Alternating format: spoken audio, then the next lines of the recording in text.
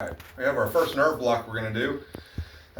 Once again, we don't have IT here, we don't have picture-in-picture, so basically what we're going to do is we're just going to video the use of the ultrasound and the interscaling block. Some of the things you don't get out of watching a video on YouTube.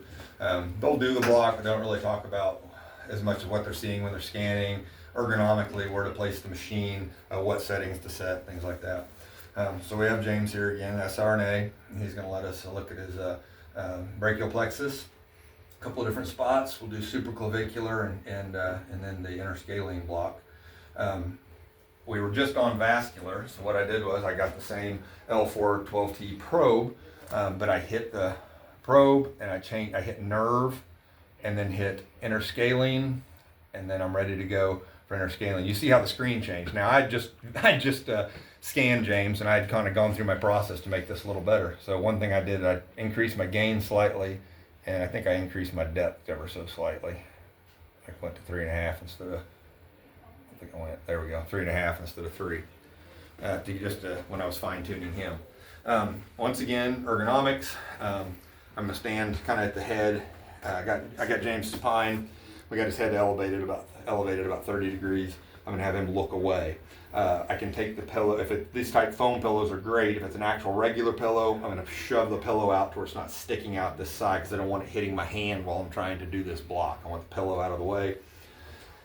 and then just start scanning. Once again, notch, left side of the screen. I'm going to keep that on the left side of the screen, so I'm going to point that towards my left here and find his clavicle. So I've got his clavicle right here, and that's going to be my starting point. I'm going to place the probe there at his clavicle. And look, lucky me, I immediately fell right on top of his subclavian artery, right in the middle of the screen. You can see it pulsating. And I'm just going to tilt my probe a little bit. But you see this grape-like cluster right here to the side? That's the brachial plexus at its supraclavicular position. It kind of usually we'll consider it looking like a cluster of grapes. You see the small hypoechoic dots in with the hyperechoic kind of connective tissue around it. So if I'm doing the block at this level, I'm already ready to go. I can take some local anesthetic. I'm going to go in plane, and obviously we wouldn't have a shirt on if we were doing this. In plane, and take my needle and inject from this direction. I can take some local anesthetic and put it in there if I need to. And then I'm going to take my needle and hold it about like this, and I'm going to go in and watching the needle on my screen. It's going to come in. I'm on the right side of my probe. It'll come in from the right, and I'll watch my needle come down into that. And I'll include on the next on this slide on the PowerPoint. I'll put some videos of the needles actually going in from some YouTube videos I really like. Some considerations for this.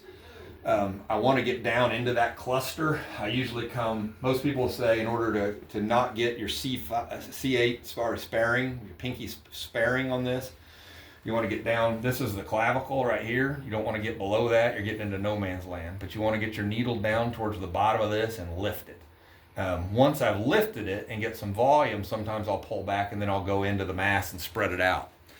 Some people will say inject in one spot. Some people will say move the needle around and inject in some other spots.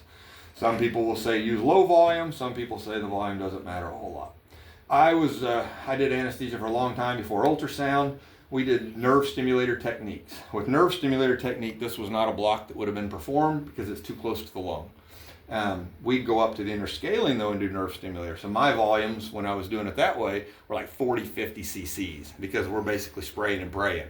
You know, we've got a nerve stimulation of the deltoid twitching, and then we shoot a bunch of local in there and cross our fingers. No block ever failed because of lack of volume. And another thing that really helps blocks in those situations is propofol, right? Okay. So, so in this particular block, I use about 30 cc's. Typically, I'll use 0.5% Marcaine in blocks that I can.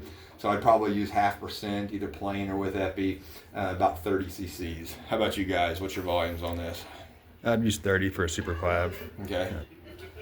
You 20 to 30. 20 to I 30. say 10 for the intermediate circle plexus in case they're going to do a distal clavicle resection. Right. Okay. So there you go. 3 different providers using similar volumes but very different. Meaning, is one of us wrong? No, or all three are right. There's just a ton of ways to do it and different ways to think about it. Whenever you're going to do this on your own, make sure you come up with a rational reasoning on why you're giving the amount you're giving, and not because Ryan told me that. Okay. So now to come on up to the interscalene from the supraclavicular. So this is the easiest way to do an interscalene is first find the supraclavicular. And now, if we're going to slide the probe up his neck, keeping those nerves centered in my probe. And as we slide up, we'll start to come into view. We get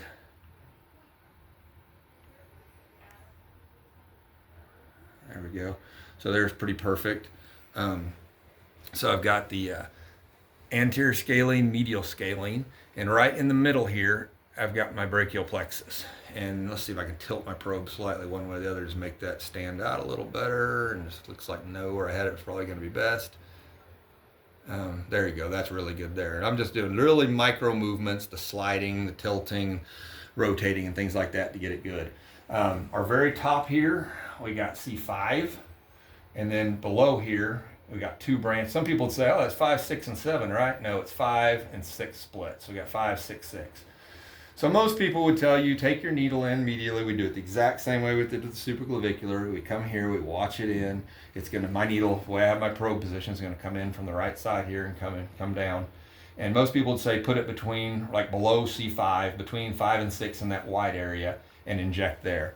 Some people would tell you, inject your entire volume in that one spot. Some people would tell you, move around the nerve and inject medicine to make sure it's good and bathed in the local anesthetic. And as you inject, you will see black come all around that to show that it's saturating with local anesthetic. My personal opinion, do it the way you want to. Their arm's going to be numb no matter what. Okay? It doesn't matter. Some of the rationale for not using higher volumes here is it's very close to the phrenic nerve. You can block the phrenic nerve. Like we were talking a minute ago, if you got some patient with COPD, can you do an interscalene block? Of course you can. Just use very low volumes, like 10 cc's or less, and you'll probably get a really good block with it. Once again, I said when we were blind, I'd give 40, 50 cc's. Never really had that much of a problem. So once again, I like to use a little less volume here than the supraclavicular. I'll use like 20, 25 cc's here. And how about you guys? 20 is what 20, I use. Yeah. Ryan? About 20, 20-ish. Yeah. And then I bet if they're using 20, so we got another spot. So here's our interscalene groove. You can see the carotid artery way over there on the side as we go medial beaten. But this black structure coming out here is our sternocleidomastoid muscle.